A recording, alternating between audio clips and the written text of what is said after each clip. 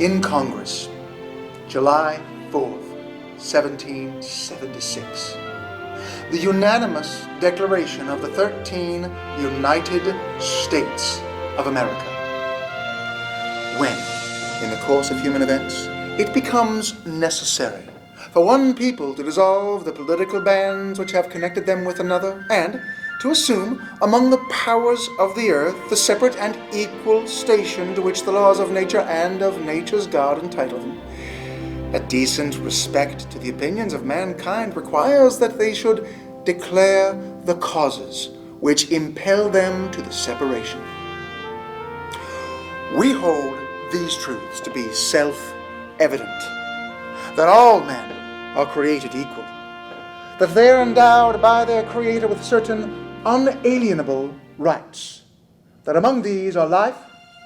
liberty, and the pursuit of happiness. That to secure these rights, governments are instituted among men, deriving their just powers from the consent of the governed.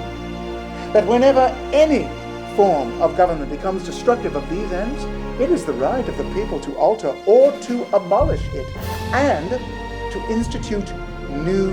government, lay in its foundation on such principles, and organize in its powers in such form as to them shall seem most likely to effect their safety and happiness.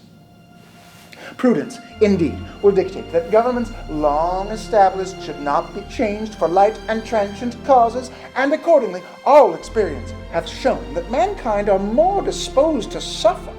while evils are sufferable, than to right themselves by abolishing the forms to which they are accustomed. But when a long train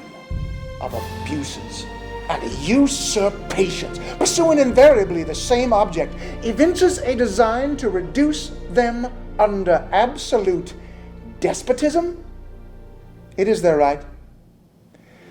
it is their duty to throw off such government and to provide new guards for their future security.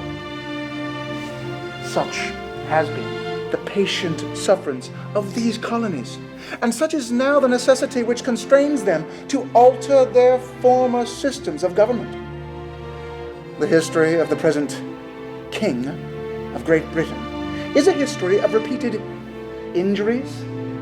and usurpations, all having in direct object the establishment of an absolute tyranny over these states. To prove this, let facts be submitted to a candid world. He has refused his assent to laws the most wholesome and necessary for the public good. He has forbidden his governors to pass laws of immediate and pressing importance, unless suspended in their operation till his assent should be obtained, and when so suspended, he has utterly neglected to attend to them. He has refused to pass other laws for the accommodation of large districts of people, unless those people would relinquish the right of representation in the legislature, a right inestimable to them and formidable to tyrants only. He has called together legislative bodies in places unusual, uncomfortable, and distant from the depository of their public records, for the sole purpose of fatiguing them into compliance with his measures. He has dissolved representative houses repeatedly for opposing with manly firmness his invasions on the rights of the people.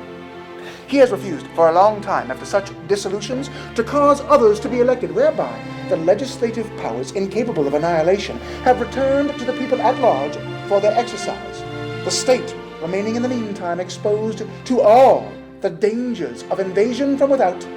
and convulsions within. He has endeavored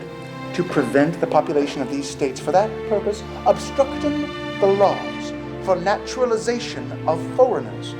refusing to pass others to encourage their migrations hither, and raising the conditions of new appropriations of lands.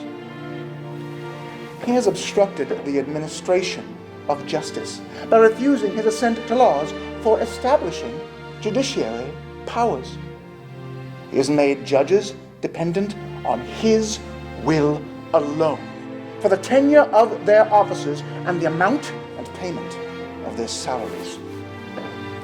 He has erected a multitude of new offices, sent hither swarms of officers to harass our people and eat out their substance.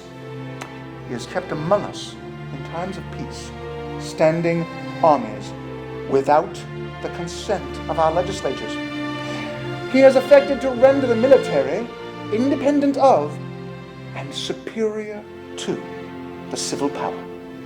He has combined with others to subject us to a jurisdiction foreign to our Constitution and unacknowledged by our laws, giving his assent to their acts of pretended legislation for quartering large bodies of armed troops among us, for protecting them by a mock trial, for punishment for any murders which they should commit on the inhabitants of these states, for cutting off our trade with all parts of the world, for imposing taxes on us without our consent, for depriving us in many cases of the benefits of trial by jury, for transporting us beyond seas to be tried for pretended offenses, for abolishing the free system of English laws in a neighboring province, establishing therein an arbitrary government, and enlarging its boundaries so as to render it at once an example and fit instrument for introducing the same absolute rule into these colonies, for taking away our charters, abolishing our most valuable laws, and altering fundamentally the forms of our governments, for suspending our own legislatures and declaring themselves invested with power to legislate for us in all cases whatsoever. He has abdicated government here, declaring us out of his protection and waging war against us.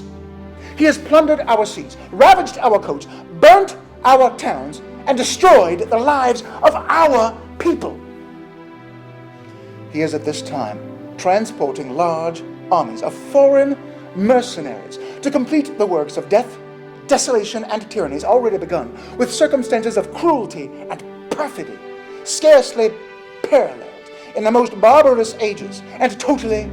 unworthy the head of a civilized nation. He has constrained our fellow citizens taken captive on the high seas to bear arms against their country, to become the executioners of their friends and brethren, or to fall themselves by their hands.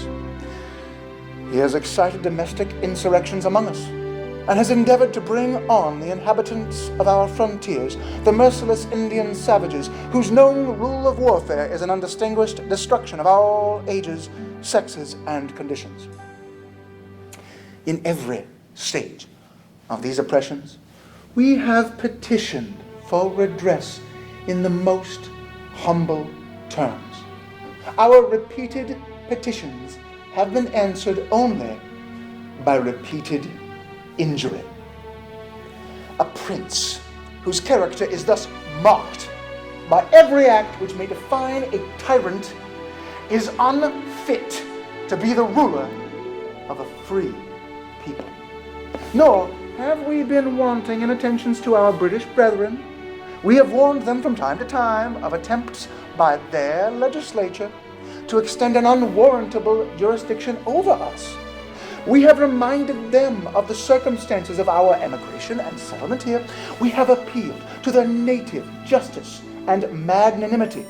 and we have conjured them by the ties of our common kindred to disavow these usurpations, which would inevitably interrupt our connections and correspondence. They too have been deaf to the voice of justice and of consanguinity. We must, therefore, acquiesce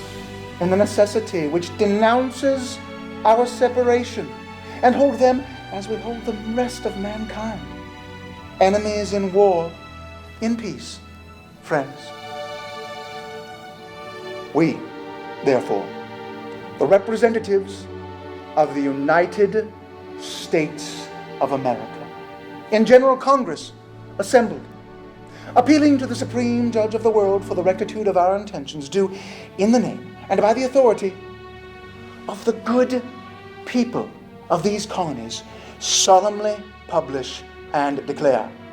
that these united colonies are, of right ought to be, free and independent states, that they are absolved from all allegiance to the British Crown, and that all political connection between them and the state of Great Britain is, and ought to be, totally dissolved, and that, as free and independent states, they have full power to levy war, conclude peace, contract alliances, establish commerce, and to do all other acts and things which independent states may have right to do. And for the support of this declaration, with a firm reliance on the protection of divine providence, we mutually pledge to each other our lives, our fortunes, and our sacred honor.